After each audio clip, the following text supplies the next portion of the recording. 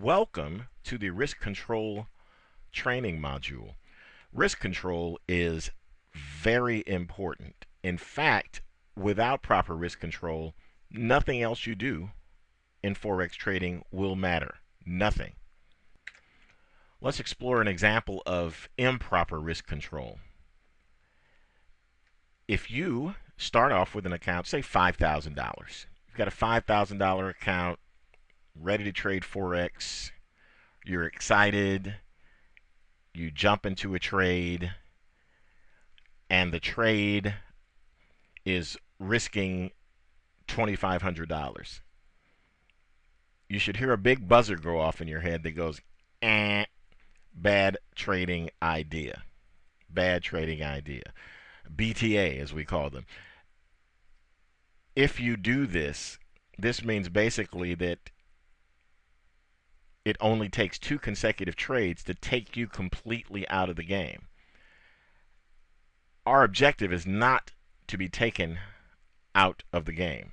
Our objective is to set up a solid foundation and be able to survive the times when our trading methodologies aren't exactly in sync with the market and we end up having the inevitable losing trade, or trades for that matter.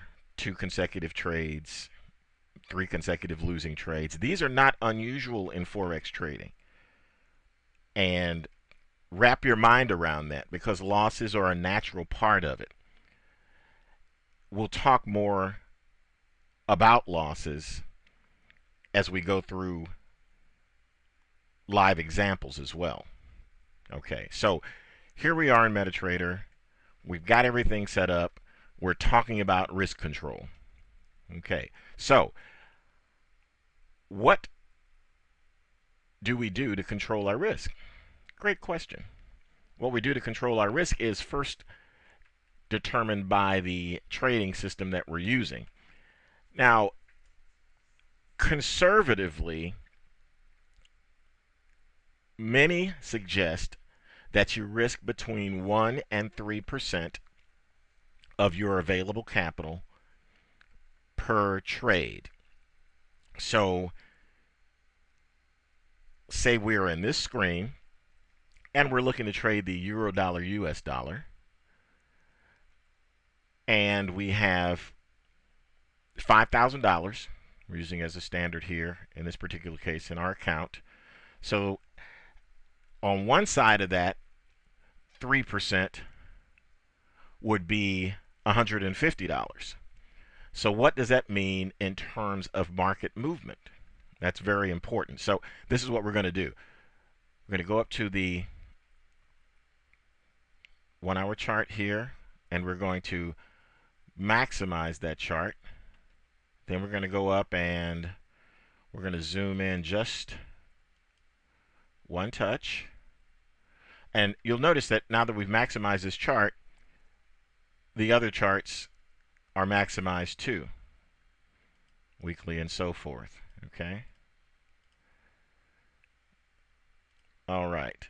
Now, as a for instance, let's take a look at the weekly chart. And let's click on the zoom in here. I'll wait one moment while you do that on your chart. What we'd like to look at is market movement. We're looking at a candlestick chart setup here, and we want to look at market movement in order to get a feel for the types of risks in the different time frames. This is very important because, well, if we're risking 3%, we're risking $150. Well, quite naturally, we couldn't use a standard lot size of $10 per pip in the euro dollar US dollar, because, well, I guess we could, but that would be not very many as far as pips is concerned. It'd be a small move, in other words, basically. So we're talking about 15 pips, and giving the market 15 pips of room to move that's a scalping kind of setup. And if we're doing scalping and the trading system that works for it, then that's fine. But if we're looking for time frames, we're trying to evaluate which time frame we should trade in. And let me hold on one moment and clarify why I'm talking about time frames. Because the larger the time frame, like the weekly being the largest time frame here in our set of charts, the more room the market will need to move in order for it to go through its natural gyrations. Now, I'm going to pop here and we're going to go into custom indicators and we're going to scroll down to ATR. And I'm just going to set that at 10. So set yours at 10 as well. Okay, what's going to pop up is this blue line down here. If you want to, we can make that blue line a little thicker, if I'm not mistaken. Will it give us an opportunity to do that? Yes, it will. Here we go.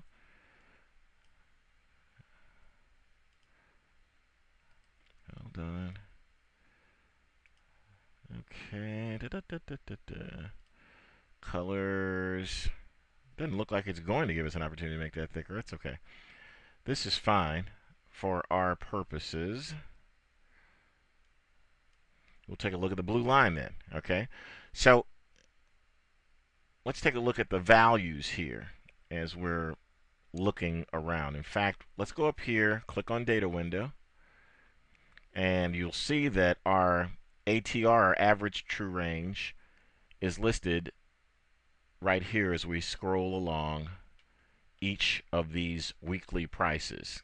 Now, the average true range is the average of the true range. And the true range is described as the greatest of one of the three of the following: the difference between the current high and the current low, and that's commonly called simply the range.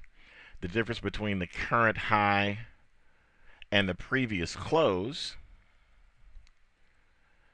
or the difference between the current low and the previous close. Whichever one of those is greatest is the value that we'll get.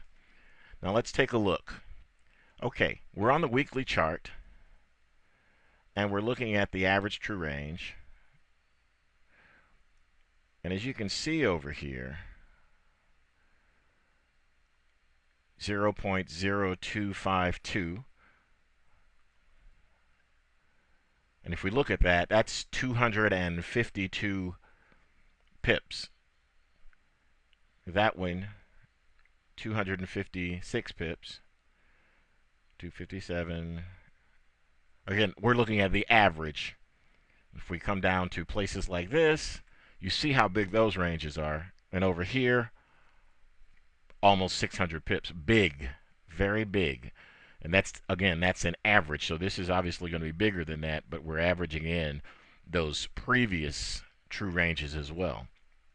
You can see from this example that if you're trading on weekly charts, that you're going to need room for the market to move. Now, there's a few ways you can do this and give the market room, but with a $5,000 account, trying to trade a standard lot with a 15 pip stop is not going to work very well. It's not going to work very well. So what we're going to do here is let's go to a daily chart, for instance, and let's expand that. Okay, auto scroll brings us back, and let's do the same thing there. Let's go down and grab our average true range. We'll do 10 period. There we go. What are we looking at here? Okay. We're looking at some smaller numbers here. Looking at some smaller numbers, but we're still looking at the 100 plus pip range, not the 15 pip range. You can see that's really something. So that's 100, 100, 100, 100. Okay. So let's move on to the next time frame. And we'll pull this down to ATR. Okay, here we go. Click on OK. I'm going to click that to expand that a bit. Okay. All right. There we go. We're looking at 60, 50. That's a big one there. Again, these are averages. 40. Okay, so this is looking a lot more reasonable for the type of trading we're talking about with regard to the type of risk control that we need. But this would still, even the 4-hour would be too much for trading a standard contract with a $5,000 account with a 15 pip stop. Again, adhering to the 3% rule. So we're going to move down to 1 hour, and we'll do the same thing as we did before. ATR. And I'm simply changing this to 10 periods for the sake of consistency here. Okay. All right, you see much more reasonable ATRs here. Okay, and the ranges perhaps that we're talking about, still not giving us much buffer room as far as that's concerned. But at least we see how the different time frames show us different ranges of price movement per bar. So let's close this down. Close down this window. And go back here. Now let's say that the trading system that we've chosen does use daily charts, and we want to trade using the daily charts. But we see the sizes of some of those moves as we move along here. There's a few ways that we can control our risk. It depends on what the system is and what it dictates as far as the price movement is concerned. So for instance, if we are trading a daily system and the system has a stop loss of 100 pips, then we quite obviously can't use a standard contract for that, because that would mean that that 100 pip risk that we're taking would end up being the 100 times the $10 per full-size pip. So that'd be $1,000. That $1,000 would be 1/5 or 20% of the total $5,000. And that would be too great of a risk per trade. So what we'll do is we'll trade the daily chart, but what we'll have to do is we'll have to scale our level of leverage as far as volume is concerned. So rather than going with one full-size contract, if for instance we went to something that was 1/10 of that size for our 100 pip stop, then it would put us right inside of our 3%. So let's go over the logic in this. The trading system, the one that is our virtual imaginary trading system that we're saying that we'd like to trade, uses daily charts and uses a 100 pip stop. We can't trade that using a standard size contract because it wouldn't take very many consecutive losing trades in order for us to blow our account completely out of the water. So what we do is the smart thing, and we scale down in order to still trade on the daily chart by giving the system the necessary amount of room. So rather than risking the $1,000 per trade, we're risking $100 per trade by setting ourselves up in this fashion. So the $100 per trade turns out to be 2% of our total account equity at the start of trading. This is fine. We're able to do that. We're able to trade on a larger time frame chart, be it daily, be it weekly, as long as we're inside of our risk parameters, not going outside of that 3% of account equity. Some people will go to 5, and actually the higher the percentage of your account equity you risk per trade, the greater probability of blowing your account out, the greater your risk of ruin, basically. Some people call that ROR. But as you can see here, we can control our risk with virtually any account size as long as the broker that you're using allows flexibility in the size of the trades that you place. And as it turns out, we have good flexibility here in the size of the trades that we place. So that's good. That's good to know. I'm going to set this back to the standard. But that's basically some risk control guidelines in a nutshell. Now, if you go to smaller time frames, if say, let's pop this up, and let's pop, we're going to do that, and we're going to do this, and we're going to do this. Okay. All right. Now, we're looking at an extremely short time frame here. This is 5 minutes. Many people do scalp, and scalping is defined as grabbing a small number of pips, and small is relative, but for instance, 100 pips is not a scalp. So 100 pips profit is not a scalp by any stretch of the imagination. 100 pips is bigger than a scalp. 5, 10, 3, 7,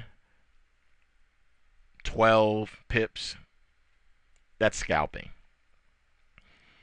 So in here, as we're moving along, if you take a look here, if you're trading on a short time frame, small time frame, then as you look over to the ATR window there, you look at, we can look here too, you can see 11, 10, 10. So the market moves in a smaller range in a smaller time frame.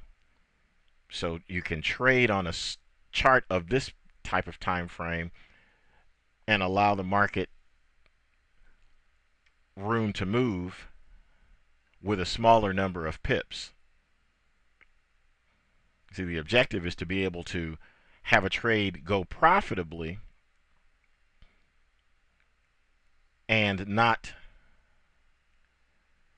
come back and knock us out of the trade by hitting our risk control measures. So we have to have enough room in there for the trade to move without just the regular noise of the market knocking us out of trades. We don't want to set our stop loss which is our risk. This is the amount that we're risking, and say it's 100 pips for a certain type of chart.